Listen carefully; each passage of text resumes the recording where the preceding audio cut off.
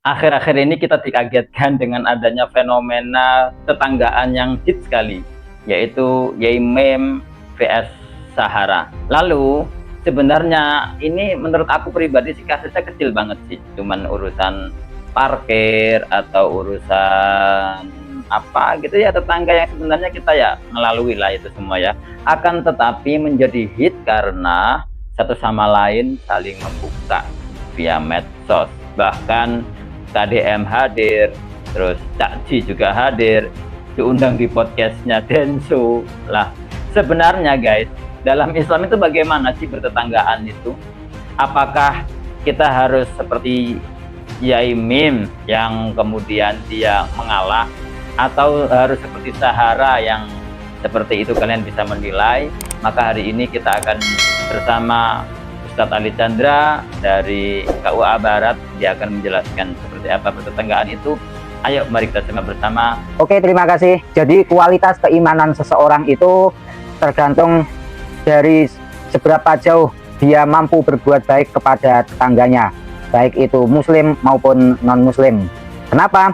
Karena di dalam hadis Rasulullah SAW bersabda, "Maka nayuminu billahi wal yaumil akhir falyukrim jarahu." Barang siapa yang beriman kepada Allah dan hari akhir, maka muliakanlah tetanggamu. Begitu juga di hadis lain Rasulullah bersumpah, tidaklah sempurna iman seseorang jika seseorang tersebut tidak bisa memberi aman tetangganya dari perilaku buruknya.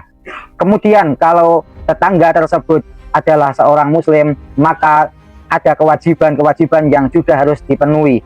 Apa itu? Rasulullah SAW bersabda, "Kullul muslim alal muslim haramun damuhu wa maluhu wa irduhu." Maknanya adalah setiap orang muslim mempunyai hak dan mempunyai kewajiban terhadap muslim yang lain, dan diharamkan baginya hartanya, darahnya, serta merusak kehormatannya. Lalu bagaimana jika ada tetangga yang julid, tetangga yang toksik, tetangga yang rese, yang selalu menyakiti kita, selalu mendolimi kita? Bagaimana kita harus menyikapinya? Ternyata seperti itu tidak hanya terjadi pada zaman sekarang saja. Sejak zaman Rasulullah SAW sudah ada kejadian seperti itu. Dikisahkan di dalam sebuah hadis, ada seseorang yang mengadu kepada Rasulullah SAW, mengeluhkan tetangganya.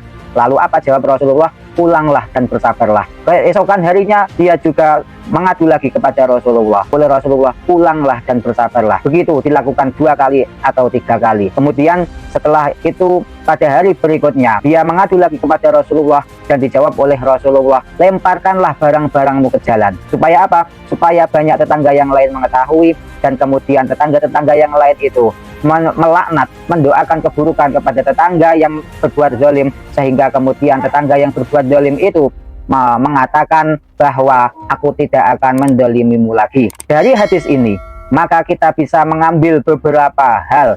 Yang pertama adalah kita diperintahkan oleh Allah terlebih dahulu untuk bersabar ketika ada tetangga kita yang mendolimi. Ketika sudah 2 kali atau 3 kali kita melakukan sabar, tetapi kemudian tidak ada perubahan dari tetangga kita, maka diperbolehkan kita untuk meminta bantuan, untuk mendapatkan perhatian dari tetangga kita yang lain, dari orang lain dengan berbagai cara. Rasulullah memerintahkan untuk melempar barang. Maknanya apa? Maknanya kita bisa mencari perhatian, bisa meminta pertolongan dari tetangga-tetangga yang lain, supaya tetangga yang lain itu ikut membantu kita terhadap kezaliman tetangga orang atau dari orang tersebut. Kemudian selanjutnya, jika masih terus berlanjut kezaliman dari orang tersebut, maka kita diperbolehkan untuk melaknat atau berkata kasar atau mendoakan keburukan kepada orang yang berbuat zalim tersebut, seperti di dalam hadis. Jika masih terus kezaliman itu berlangsung,